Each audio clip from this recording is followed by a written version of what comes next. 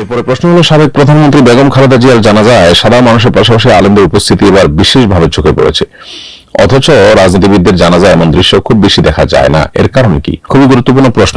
সাবেক তিনবারের প্রধানমন্ত্রী বেগম খালেদা জিয়ার জানাজায় সাধারণ মানুষের পাশাপাশি আলেম ওলামা, মাদ্রাসার ছাত্রদের উপস্থিতিটা বেশ উল্লেখযোগ্য ছিল।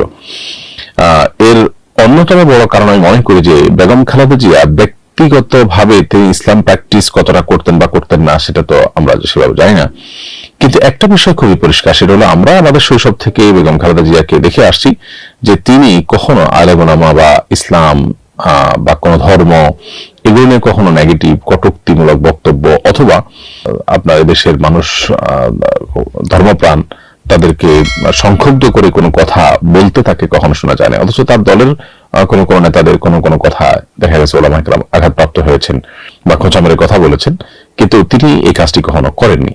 এটির মধ্য দিয়ে তিনি মূলত তার স্বামী শহীদ প্রেসিডেন্ট জিয়াউর রহমানের যে আদর্শ সেটিকে ধারণ করেছেন।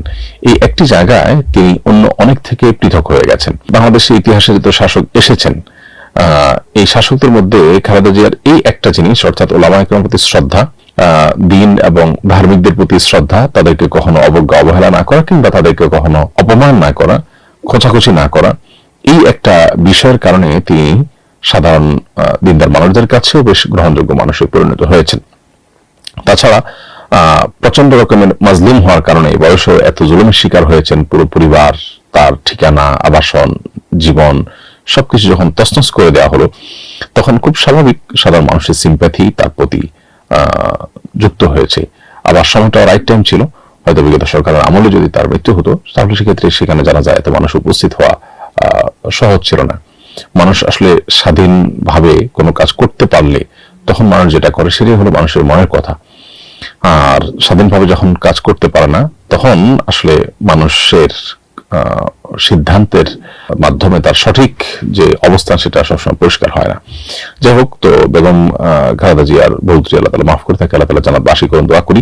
এবং তার যে বিষয়টার কারণে তিনি অনন্য হয়েছেন, তার অনন্য হওয়ার মতো আরো বিষয় থাকতে পারে, আমি যেটি কথা উল্লেখ করেছি সেটি, এবং তার স্বামী এবং শহীদ প্রেসিডেন্ট জিয়াউর রহমানের যে আদর্শ সেটি যেন এই দলের অন্যান্য নেতৃবৃন্দ তারা যেন ধারণ করতে পারেন, আমরা সে দোয়া তাদের জন্য করি। এবং ধর্মপ্রাণ মানুষদের দেশে ধর্মকে আপনার বিমাতা সুলভ আচরণ, ধর্ম এবং ধার্মিকদের সাথে করার যে প্রবণতা দীর্ঘদিন থেকে চলে আসছে, সেই প্রবণতা দূর হোক এবং বাহির এজেন্ডা পুশ করার বা সেটাকে আপনার আরোপ করার সমাজের মধ্যে যে প্রবণতা দীর্ঘদিন থেকে চলে আসছে সেটা বন্ধ হোক, সেটা আমরা প্রত্যাশা করি। আবার দোয়া করি আল্লাহ তাআলা তার শোক সন্তপ্ত পরিবারকে সান্ত্বনা নসিব করুন এবং তাকে আল্লাহ তাআলা ভুল ত্রুটি মাফ করে জান্নাতবাসী করুন।